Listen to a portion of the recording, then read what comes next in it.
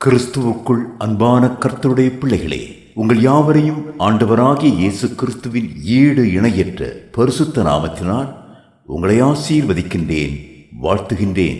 கர்த்தர் தாமே தம்முடைய பரிபூர்ண நன்மைகளினால் உங்களை நிரப்பி பரத்திலிருந்து உங்களுக்கு அருளச் செய்து நீங்கள் யாவரும் இம்மையில் சுகித்திருக்கவும் மறுமையிலே நித்திய வாழ்வை சுதந்திரித்துக் கொள்ள உங்களுக்கு அனுகிரகம் செய்வாராக.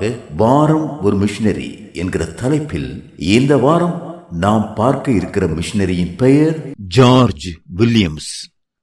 பிறப்பு 11/10/1821, இறப்பு 6/11/1905. ஊர் சோமர்செட், நாடு இங்கிலாந்து. இந்த உலகத்தில் எண்ணற்ற நிறுவனங்கள் தோன்றியுள்ளன.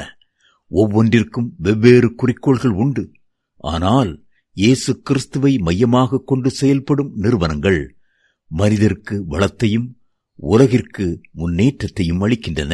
உன் தேவனாகிய கர்த்தரிடத்தில் உன் முழு மனதோடும் உன் முழு ஆத்துமாவோடும் உன் முழு இருதயத்தோடும் அன்பு கூறுவாயாக. இந்த வசனத்தை அடிப்படையாக கொண்டு 1844 ஆண்டு ஆரம்பிக்கப்பட்டதே YMCA என்னும் அகில உலக கிறிஸ்தவ இளைஞர் இயக்கமாகும். ஜார்ஜ் வில்லியம்ஸ் இளம் வயதிலேயே மிகவும் சுறுசுறுப்பும் ஆர்வமும் நிறைந்தவராக கிறிஸ்தவ ஒழுக்கத்தில் வளர்க்கப்பட்டார்.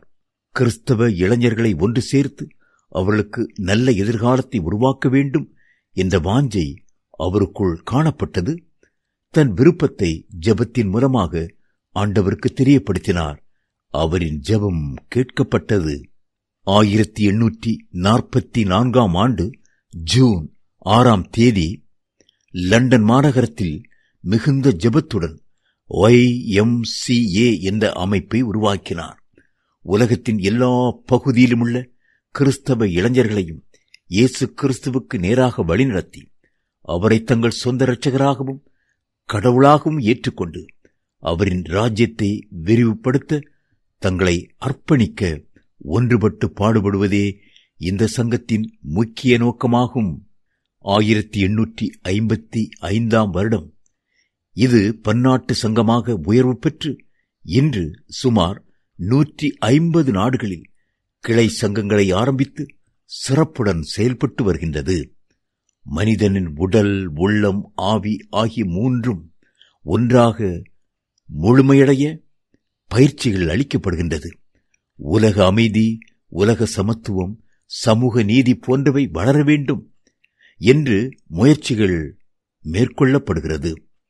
இந்த சிறந்த நிறுவனத்தை ஆரம்பித்த வில்லியம்ஸ் இளைஞர்களின் வழிகாட்டியாக இந்த உலகத்தில் வாழ்ந்து காட்டினார். கர்த்தர் தாமே இந்த மிஷனரி இயக்கத்தை ஆசீர்வதிப்பாராக. ஆமேன்.